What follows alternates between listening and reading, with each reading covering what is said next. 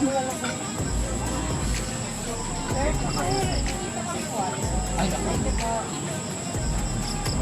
Halagyan na lang ng isa.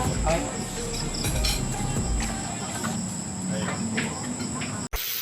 Guys, welcome na naman sa panibagong vlog natin. Second day po natin. Wala pang ligo, wala pa pong toothbrush. Tayo lilipat po ng Villa. Lilipat po tayo requested ng ating mother. Kailangan po namin mag-relocate, lumipat ng Villa. So, tignan po natin yung lilipatan po natin. Yan, siniset up po nila yung tent sa labas kasi last time yung kabilang Villa po is may tent sa labas. Tara, pasukin na po natin ang bagong bilyang tutulugan natin for tonight. Same as sa kabilang villa. Ayun. Hopefully sana malamig yung air conditioning dito. Parang may similarity. Parang same as yung kabila sa natin ilaw.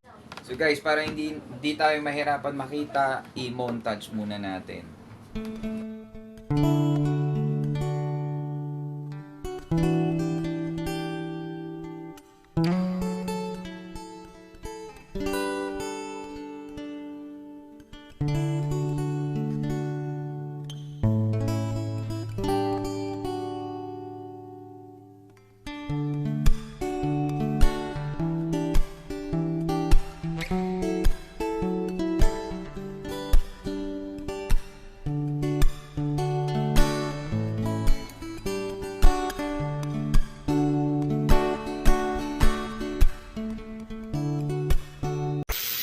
Guys, naka-move in na rin po kami sa bagong villa and now pupunta po tayo para mag-lunch uli sa restaurant ng Shepherd. Tara at kumain na ng lunch. Dalawa pa nga. Please order na po sila. Tiga nga yung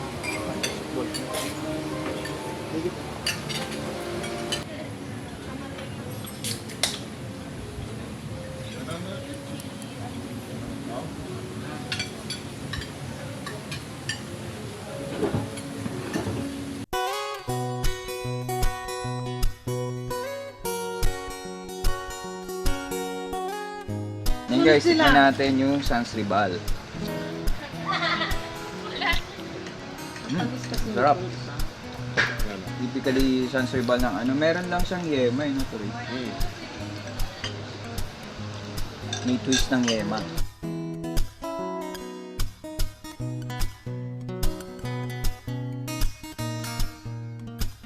Guys, ito naman yung guava cheesecake.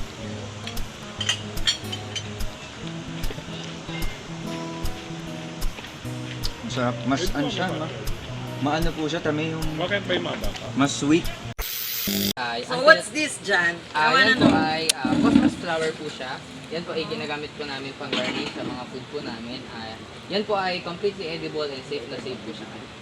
Ngayon, Medyo matamis po yung lasa niyan, ma'am, kung titikman po natin. Madali po siyang itanim, ma'am, madali po siyang buhayin. Kaya na-discover po na pwede po siyang kainin. Kaya ginagamit po namin siya sa pang-garnish po. May isa pa po kami ginagamit, ma'am, yung blue ternate po natin. Ayan, alam ko yun. Ayan po, ginagamit. Pero ito, din po what do namin. you call this? Cosmos po, yun po yung pangalan. Yellow po. Medicinal ba yan? May properties na? Yun po ang hindi pa po na proven and tested, pero completely edible naman po siya. Wala po siyang chemical compound na makaka-affect po sa mga allergies po. Kahit sa mga nuts po, wala po. Tikma ko ngayon churros. Ayan. Yan po ay, ang sauce po niyan is tablea po. Sarap. Ayan po, ma'am. Sans Ribal, the best. Ay, yung Sansribal, ma'am, cashew nuts po yun. Tapos, mirang po yung pinaka-center niya. Okay. Mirang Ayun po. na yung sinasabi mo na. Ayan po. Yung pinaka, ano po niya, hindi po siya katulad ng iba pong cake na base ay yung parang bread type po. Parang chiffon cake, yema cake, hindi po siya ganun. Yung parang ginagamit kong icing na pang sa mga cake, yun po ang ginagamit po namin. Pinakang base niya. Saka po namin siya lalagyan ng ganache and cashew nuts po. Ang galing niya, alam niya. Alam niya nga eh. Yes Kasi po. if ever na i-offer mo yan, kailan alam mo explain Yes po. yan, di ba? Tama ko dyan? Yes po, na-enjoy po natin. Yan po ay cheesecake po. Bale, nilalagyan po namin siya ng guava jam. Sa pinaka-cheesecake po niya, ang ilalim po niya is graham po. Salted graham po siya. Tapos yung pinaka, naglalagay po kami ng guava compote po. on the top, yung Ay, yung guava red. compote po namin. Yes po, ay kinukuha po yan dito po sa amin po mismong mga guava tree po. Ayan po, ay mga bunga na po ng mismong shepherd's. Fresh siya. Ayan po, fresh po talaga sir. 75% na po ng aming pong food ay kinukuha po sa aming farm. Yan po mga mint leaves na nakikita natin. Makikita po natin doon sa may CR mo. Doon sa likod mo. Nandun po, nakatanim po yung mga mint leaves natin. Yes po. Ayun na, meron. And mapapansin po natin doon po sa may camping site, may mga mulberries po tayo. Yes po, yan po ang pinopromote namin sir. Yan po mga coconut natin. Galing na po yan dito sa amin ma'am.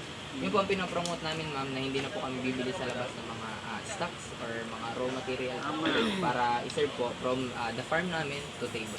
May isa pa pala akong tanong dyan. Yes po. Sa ano, na parang tilapia, di ba? Yes po. Yung red tilapia. Yes po. Ang tanong doon, yun ba yung ginagawang pa? Po, sir. Kasi yun po ay kung tawagin po ay native po na tilapia. Okay. And yung meat po niya, masarap naman po pero medyo may pagkakaiba po sa normal Sa normal na tilapia. Po. Lalo na po sa tilapia po na nakukuha po natin sa empana. Talaga po yung masarap yung laman niya. Pero Pero yun po, ito, hindi as of naman now- poison. Hindi naman po ma'am, parang fresh po siya pero native po. Yun po yung pinaka. Pero ba't hindi nyo kinakain? Hindi lang masarap. Pinakain din po namin ma'am para pinapakain po yan isa sa mga staff. Medyo Hindi nga nang gano'n kasarap. Yes po, daw. tuloy po kasi ang production nila ma'am. Kung makikita niyo po, may mga maliliit, may sobrang lalaki naman po. Tuloy po yung production niya ma'am, kahit nandyan lang siya. Pakain lang po ng pakain. So, pag masyado na po sila marami, masakit na po. Staff meal po sa mga staff. Ano luto nyo? The best po dyan sir ay sarsyado po talaga. Ha?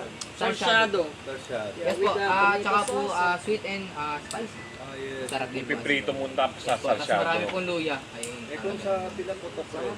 Sa yes, pwede naman sir kasi yung tinik po kasi niya tsaka yung laman medyo magkakapit po siya. Ay, Hindi po iba, siya iba, katulad iba, nun sa ano po sa na tilapia. yung pag ginaganon po natin yung pinaputok naghihiwalay po tayo. Ah. Yan po kasi medyo tight po kasi muscles po yun. Hindi po siya completely na ang tawag dito. Hindi po siya Naihiwalay. tissues po na katulad sa ibang ano. Ibang magaling dyan ha.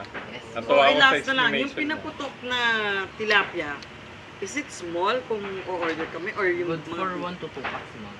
Yun pinaputok lang. natin. Regular na. regular Yes po, lang? regular lang. Okay, native ng dito. Yes po, dito lang po sa malapit namin din po. Live ba yun? Iniihaw? Prito Bali at yun, timer. sir, ay Frozen Paano ba? na siya? hindi naman po totally frozen. May inaalat lang po kaming time. Parang 2 to 3 days po pag hindi po siya nabibili. Yan, pinapakain po siya sa staff. Pero paano yung ano nyo? Prito o ihaw yung tinatanong ni Robert? Anong luto nyo ng pinaputok? Prito or ihaw? Iniihaw po. Ihaw. Live na. Live na ihaw talaga. Kahit frozen yung galing sa freezer yung tilapia, basta talagang iniihaw. Opo, iniihaw po. Sige. Thank you